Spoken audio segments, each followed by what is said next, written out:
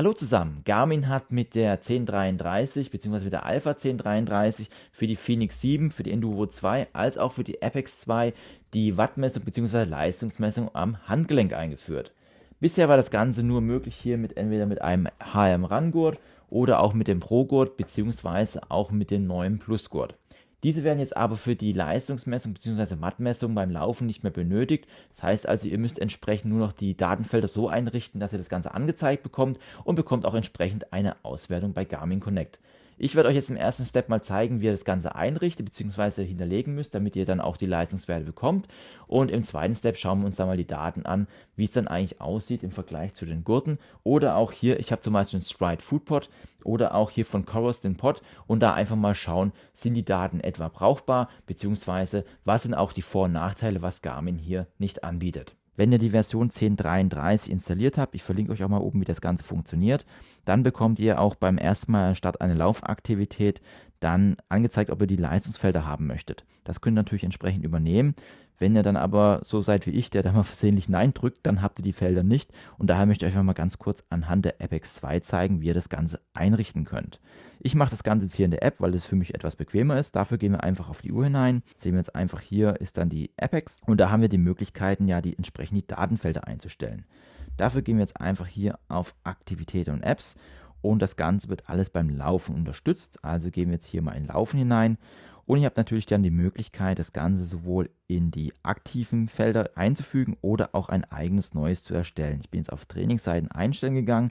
Sind jetzt hier, ich habe hier schon Leistungsdatenanzeigen eingerichtet. Ich werde das Ganze mit euch aber nochmal durchführen. Ich füge einfach hierzu eine neue Datenseite ein. Wie gesagt, ihr könnt es dann überall hinzufügen. Dann sage ich einfach benutzerdefinierte Daten und dann kann ich einfach sagen, welche Datenmengen möchte ich haben. Ich nehme jetzt einfach mal 3 Felder. Und dann sehen wir jetzt auch schon hier die 3 Felder, die wir belegen können. Wir haben einmal die Möglichkeit, wenn wir in Feld 1 hineingehen, uns das Ganze auch grafisch anzeigen zu lassen. Dafür gehen wir jetzt einfach hier auf grafisch und dann können wir sagen, ich möchte hier ein Leistungsfeld haben. Das ist einfach hier die Leistungsanzeige und dann wird das Ganze oben hier grafisch angezeigt. Ich zeige euch da mal, wie das Ganze aussieht. Da habt ihr dann hier Leistungsfelder oder Leistungsbereiche und je nachdem, in welchem Bereich ihr dann seid, ihr könnt die Bereiche definieren, da schauen wir gleich nochmal an, wo wir das machen können. Da werdet ihr dann angezeigt, in welcher Zone ihr da gerade seid. Dann habe ich als zweites Leistungsfeld auch noch 30 Sekunden anzeigen lassen. Dafür gehen wir einfach in das Feld 2 hinein und dann gehen wir nochmal hier auf Leistungsfelder und dann sehen wir auch, das dürfen wir uns nicht irritieren lassen, wir bekommen hier auch FTP-Werte und Cycling Dynamics angezeigt. Das heißt also, das Ganze teilt sich so ein bisschen mit Radfahren, hat jetzt aber hier mit Radfahren nichts zu tun. Das heißt, das Ganze bezieht sich hier nur aufs Laufen. Also ihr bekommt jetzt hier keine Leistungsfelder angezeigt beim Radfahren, dafür braucht dann immer noch die Wattpedale. Und wenn ich dann hier auf Leistung hineingehe, dann sehe ich hier auch nochmal die verschiedenen Möglichkeiten, Arbeit, Leistung, Gewicht. Also man kann sich auch Watt pro Kilo anzeigen lassen oder auch die letzte Runde. Ich nehme zum Beispiel hier 30 Sekunden. Ich würde mir an der Stelle sogar noch 10 Sekunden Felder wünschen, einfach nur, dass hier die Schwankung nicht so hoch ist. Und dann könnt ihr in Feld 3 zum Beispiel sagen, ich möchte hier die Pace angezeigt bekommen und könnte hier zum Beispiel jetzt, das habe ich verdrückt, auf ein Pace-Feld eingehen und hier entsprechend mir die Pace anzeigen lassen. Dann gehe ich auf Speichern und so hätte ich jetzt hier zumindest meine Leistungsanzeige so definiert, wie ich das haben möchte. Natürlich könnt ihr dann individuell das Ganze noch gestalten. Das wäre jetzt nur eine Idee. Was wir dann ebenfalls neu hinzubekommen haben, ist auch das Feld Running Power bei den Einstellungen. Hier kann ich nämlich dann auch sagen, woher die Quelle kommt. Da kann ich einmal sagen, hier Handgelenk only, also heißt nur Handgelenk. Oder ich kann auch sagen, ich möchte einen Smart Mode haben, der dann die Einstellungen bzw. das Gerät, was zuerst ist und fällt dann zurück, wenn das Ganze hier nicht mehr da ist, auf die Handgelenksmessung. Beziehungsweise ich kann auch sagen, ich möchte das Ganze hier von einem kompatiblen Gerät haben, das hier verbunden ist. Bei diesem Fall wäre es aber so, dass dann entsprechend hier kein Fallback dabei wäre. Das ist ebenfalls neu hinzugekommen. Im Zuge meines Tests, weil es jetzt auch in einer Alpha ist, habe ich das entsprechend alles deaktiviert, beziehungsweise ich bin nun ohne Brustgurt gelaufen, um dann auch sicher zu gehen, dass das Ganze hier wirklich am Handgelenk gemessen wird. Da ich jetzt ja gerade schon erwähnt habe, dass man hier Leistungsbereiche einstellen kann, habt ihr natürlich auch die Möglichkeiten, wie bei der Herzfrequenz, auch eure Leistung zu definieren, beziehungsweise wenn ihr eure Spitzenleistung kennt oder euren Schwellenwert bei der Leistungsmessung kennt, könnt ihr den entsprechend auch hier hinterlegen. Dafür müsst ihr dann entsprechend in euer Benutzerprofil hineingehen. Da sehen wir hier eine Übersicht des Benutzerprofils. Und da können wir hier sehen, hier gibt es einmal Herzfrequenz und Leistungsbereich. Wenn wir einfach hier reingehen, dann sehen wir auch schon hier wieder Herzfrequenz, Leistungsbereich und dann unter Leistung können dann auch dann hier beim Laufen, hier können dann entsprechend eure Schwellenwerte eintragen. Also hier individuell wird es euer Werte sind, falls ihr dann welche habt. Die werden aber auch entsprechend berechnet. Ihr könnt aber auch sagen, dass ihr das Ganze hier basierend auf Watt haben möchtet. Dann wird das Ganze entsprechend hier so aufgeteilt und so habt ihr dann die Übersicht auf eure Leistungsmessung, beziehungsweise dann entsprechend das Feld, was ich euch gezeigt habe, dann sind die Leistungsbereiche so definiert.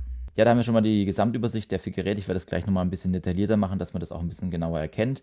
Wir sehen jetzt einmal hier Garmin Handgelenk bzw. Garmin HRM Pro, das ist der Gurt bzw. Stride Power und Chorus Pace 2 mit dem Pod. Natürlich muss man im Hinterkopf immer bewahren, dass das Ganze hier eine Alpha-Version ist. Das heißt also, hier kann sich noch durch weitere Entwicklung, Softwareentwicklung noch was verändern.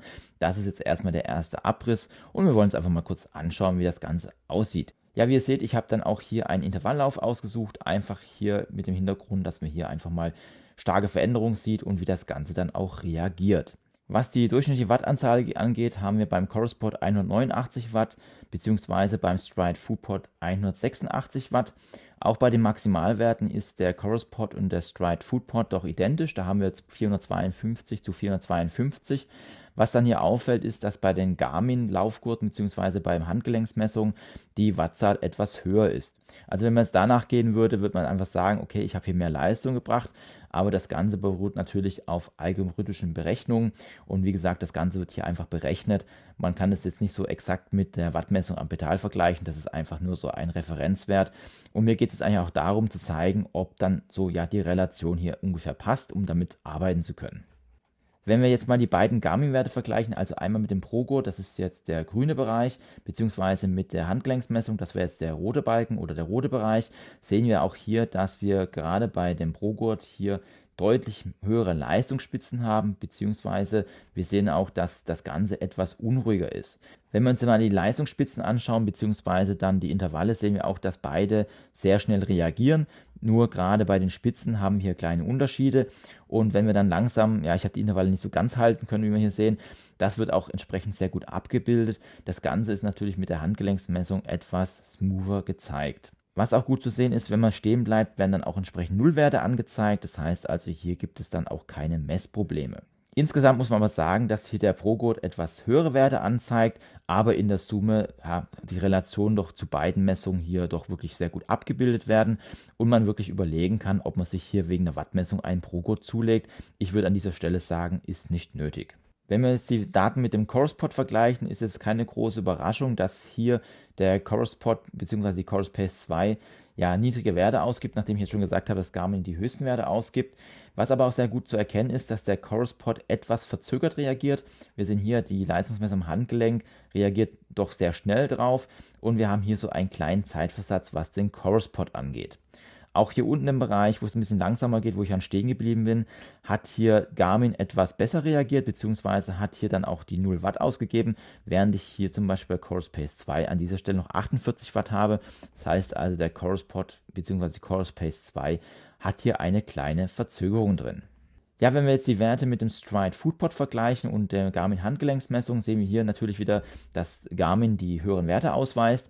Was ich aber hier im Gegensatz zur Chorus Pace 2 Messung besser finde, ist tatsächlich die Reaktion. Und wir sehen hier, der Stride Footpod und der Garmin Handgelenksmessung reagieren doch hier sehr identisch. Wir haben dann hier in diesem Bereich zum Beispiel, wo ich das Intervall nicht halten konnte, das wurde hier sehr gut abgebildet. Aber auch hier vorne bei den ersten Läufen bekomme ich doch wirklich sehr gute Bilder. Lediglich in den langsameren Bereichen haben wir so ein paar kleine Abweichungen drin, aber auch hier sind die Tendenzen doch identisch, gerade hier so die Peaks sind hier dabei. Aber ich muss sagen, gerade was die Garmin Handgelenksmessung angeht, ist wirklich nicht schlecht gegenüber einem Stride Footpod. Wie ihr jetzt auch in den Daten gesehen habt, ist es nicht mehr zwingend nötig, dass ihr jetzt extra für die Leistungsmessung einen Gurt holt, da ja zumindest in der Relation die Daten so halbwegs übereinstimmen.